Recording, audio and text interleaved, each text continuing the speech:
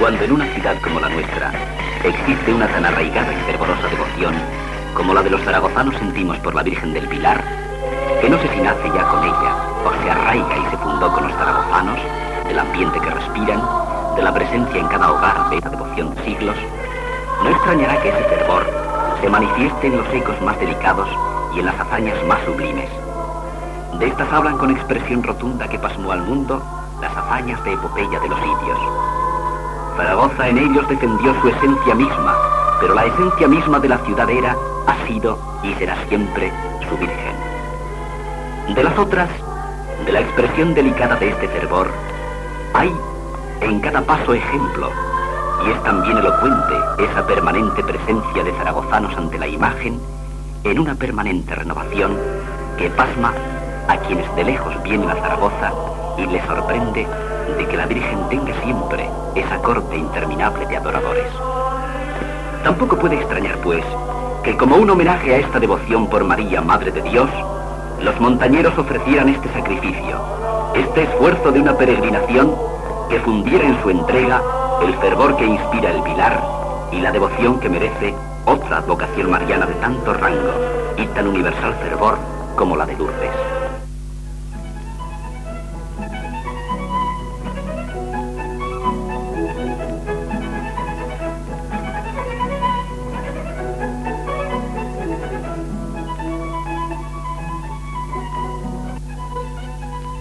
Correspondió a los montañeros zaragozanos acometer esta empresa. Tampoco sorprende a los aficionados a la montaña. Son, primero que nada, los más sinceros adoradores de la grandeza de Dios, que tiene una expresión rotunda y firme en la maravillosa grandeza de la montaña como obra de una omnipotencia infinita que el inmenso escenario de las cumbres expresa. Había pues en la peregrinación a Lourdes como una oración prolongada y sentida, como plegaria, y al adorar en su obra a la providencia, contenía ese mismo fervor, ese homenaje íntegramente dedicado a la Madre de Dios, que en Zaragoza tiene su trono universal y en Lourdes ofrece también la majestad de su infinita ternura.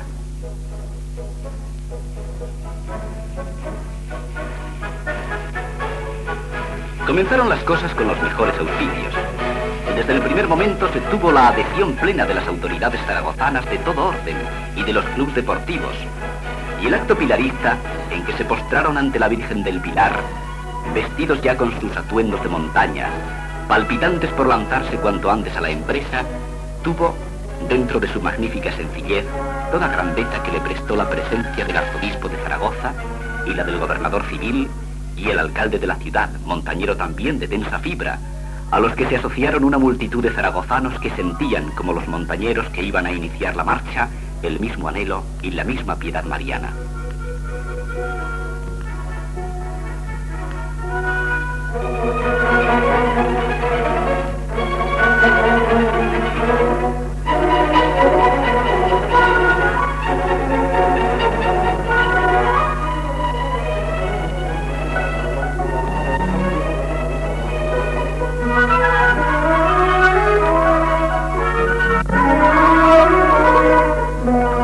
Llegó la hora de partir. Qué tremenda impaciencia y qué desusado afán se tenía enfrente la dilatada e interminable cinta de la carretera que acometimos con ansia infinita. Las ganas de llegar parecía que lo iba a allanar todo, que lo iban a superar todo. La experiencia montañera la desbordaba el entusiasmo de todos, pero la carretera no es para los montañeros. Es curioso recordarlo, y se recordaba cuando con vivo paso avanzábamos que la carretera fue primero sendero, luego camino pedregoso de profundas huellas, en donde los carros chirriaban arrastrados por el pesado paso de las mulas. Entonces, aún se podía caminar a pie. Luego, ha sido una cinta negra, sobre la que se deslizan trepidantes los coches y los camiones. La carretera es para ellos, para los coches y los camiones. Nosotros esperábamos los senderos en los que todo lo tiene que hacer el afán del hombre que trepa por ellos. Por eso, la carretera era ingrata, y pronto íbamos a sentirlo.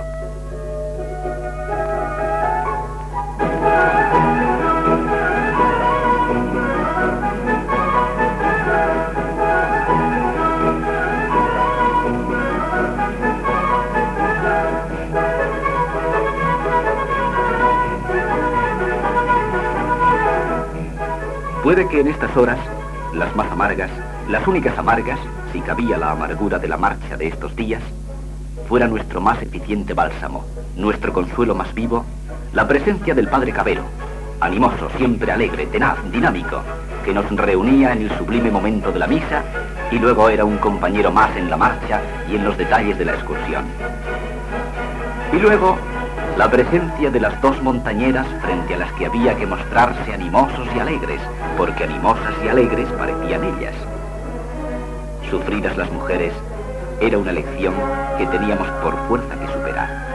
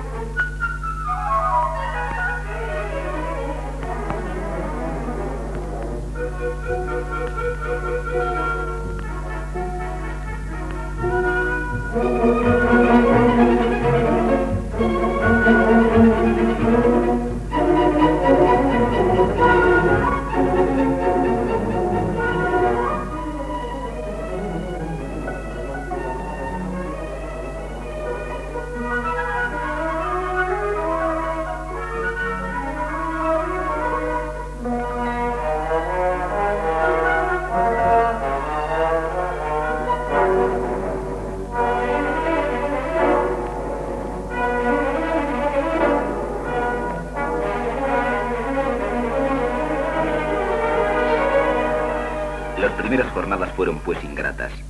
No servía la decidida colaboración de nuestros equipos de auxilio y emergencia. No servía el buen sentido de Isabelino, que pasaba y volvía a pasar, inundándonos de refrescos. No servía el buen sentido de Cruchaga, que se anticipaba a lo que podíamos desear. Los pies llagados, las ampollas, la monotonía de la carretera. ¿Pensaba alguien que no llegaríamos? No. Eso era imposible.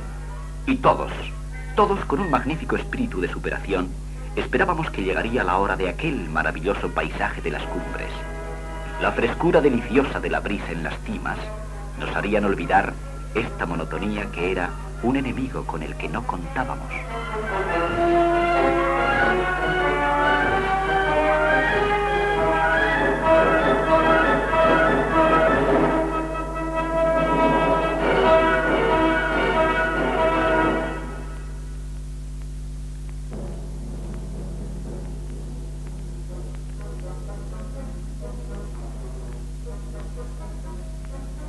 La presencia de la montaña, una cumbre tras otra, a veces coronadas de nubes, era, sobre todo, un tremendo incentivo, una poderosa y alucinante tentación de avanzar y avanzar.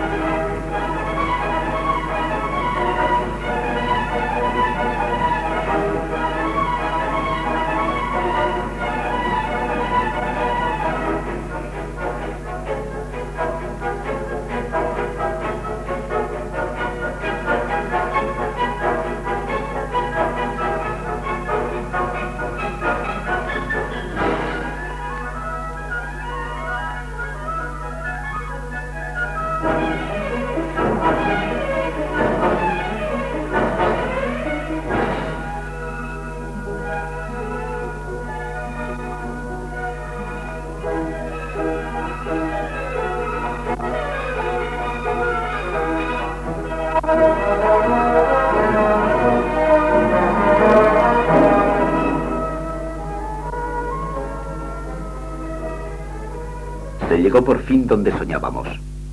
Una mañana, con las primeras luces saltamos de Nueno a Monrepós. Las primeras estribaciones, los primeros abruptos pasos, qué honda delicia, qué tremendo placer contemplar arriba la meta y sobre la meta el cielo de cristal de la montaña. Todo entonces se curó. Las llagas de los pies, la fiebre de las anginas, nos alentaba el afán de coronar la empresa, sometiendo el orgullo de las cumbres.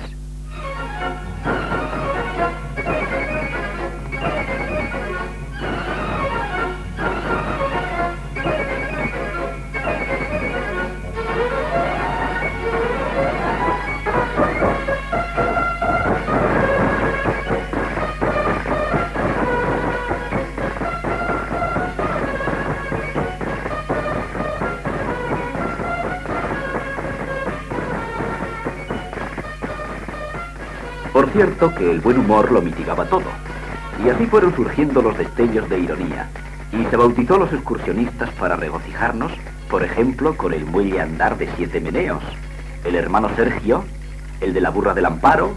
Así las horas se nos hicieron cortas.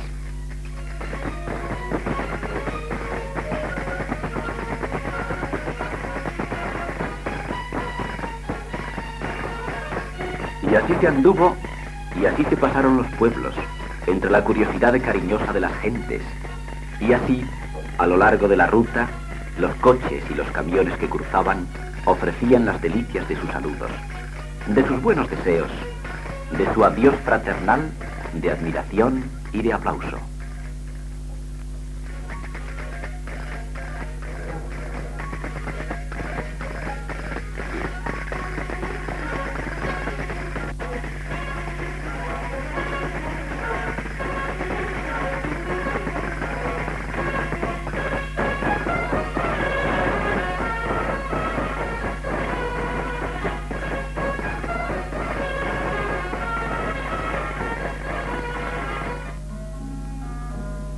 Así se llegó a Panticosa y así comenzaron a vivirse las horas de hallarse en un mundo sin límites, en esta tierra que es para el montañero el paraíso.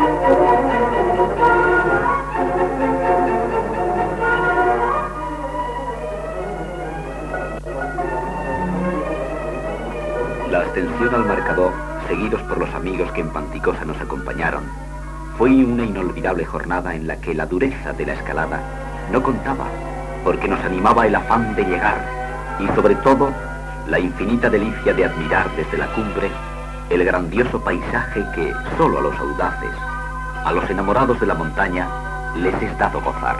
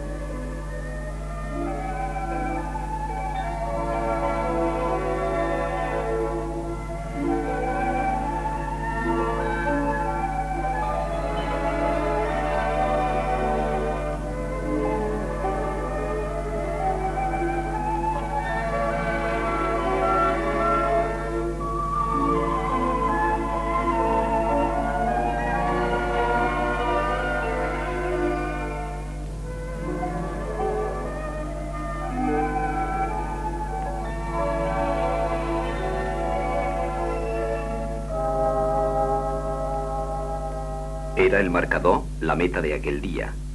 Y si no se hubiera llevado el propósito sublime de postrarnos en Lourdes, allí se hubiera querido hacer otra etapa infinita, al lado de las águilas, en una interminable contemplación de un paisaje soberbio, maravilloso. El espejo de Libón de Brachimaña, donde se refleja el cielo infinitamente azul y limpio del Pirineo. La altiva y orgullosa cima de la Gran Fache. La crestería insuperable de los picos del infierno. No hay palabras que digan su grandeza. Solo la podía superar la ceremonia, allí enmarcada con el decorado grandioso que merece la misa, que en la misma cima, donde casi nada más que el sacerdote y el ara podían tener lugar.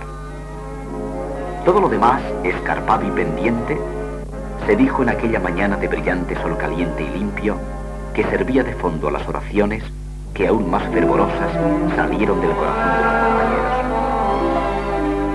El recuerdo a los muertos, a los que ofrecieron su vida a la montaña, tenían en la altura toda la intención de un renovado homenaje de admiración para su temple, para su decisión, para su último aliento, ofreciendo la afición invencible de ascender, de sentirse en contacto con el cielo como se siente allí, solamente allí.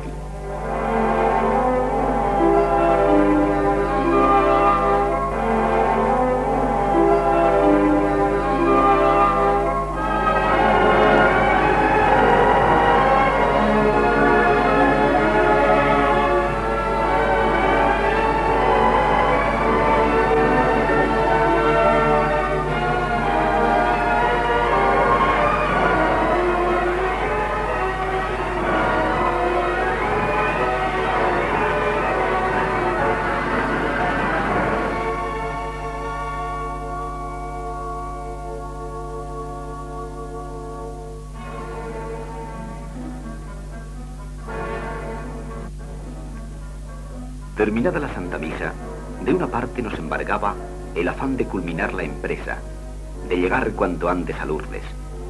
De otra, sentíamos como una especie de inquietud ingenua al abandonar el suelo patrio.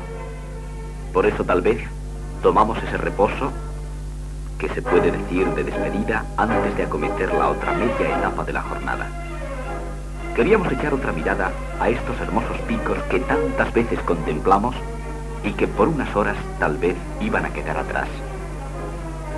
Pero había que seguir. Dama que se extendía ante nosotros, ya el suelo francés tenía la promesa de su encanto maravilloso, de sus altivos picos. La montaña es siempre bella, en todas partes. Es tan bella que algunos van a morir en los abruptos secretos de sus peñas.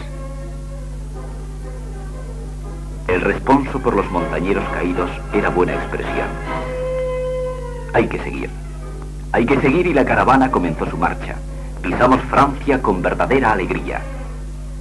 Nos aproximábamos a nuestra meta y nos brindaba nada más entrar el rumor acariciante de un arroyo de cristal fresco, y como los personajes de los delicados cuentos infantiles, no pudimos evitar la tentación de vivir la deliciosa frescura de la linfa.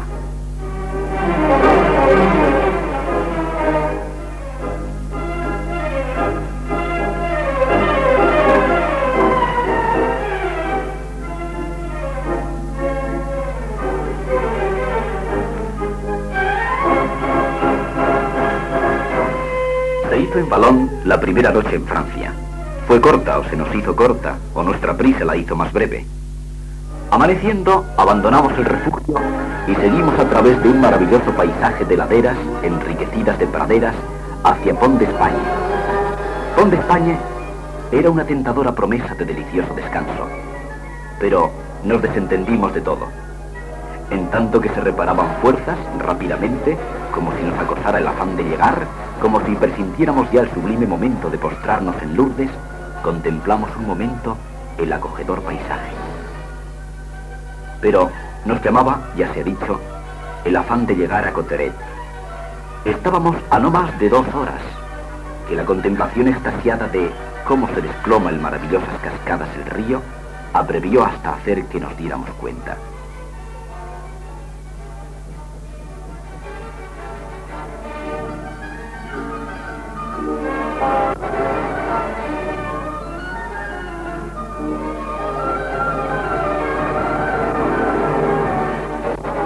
Un alarde taurino, grotesco y simpático, corrió a cargo del hermano Sergio, que se sintió toreador, emulando a un cordobés de pega. Así, entre carcajadas, sonrisas y la juvenil alegría del montañero, se llegó a Coteret, que pronto dejamos atrás, después de un descanso para llegar a Pierrefitte, el encantador pueblecito francés, donde haríamos la última noche de nuestra peregrinación.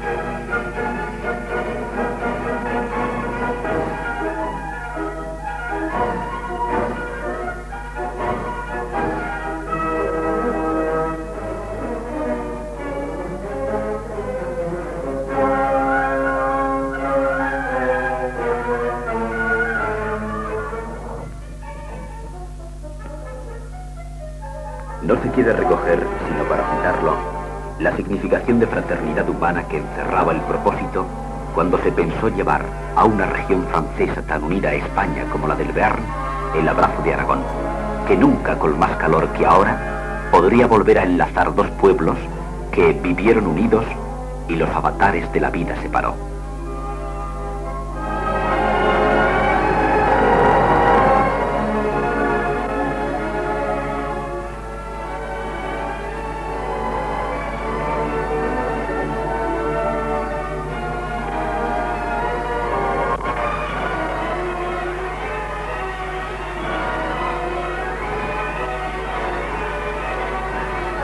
Por fin se llegó a Lourdes. Nos pareció que estaba mucho más cerca de lo que se pensó. Se había llegado allí con el impulso de una devoción aragonesa y con el entusiasmo de una pasión como la que sentimos por la montaña. Nos llevó el afán de ofrecer a la Virgen de Lourdes la plegaria de los devotos zaragozanos del Pilar.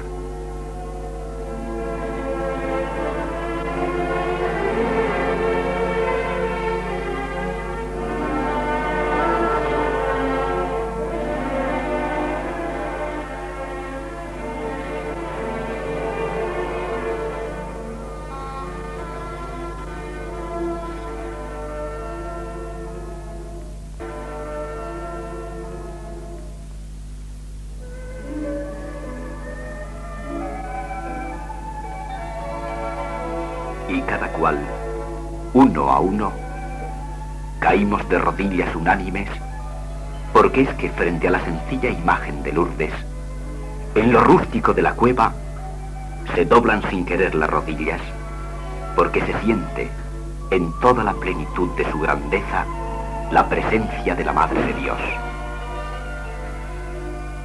No importa que la representación sea tan sencilla, tan humilde, o es por eso mismo por lo que la criatura humana se sienta y humillada.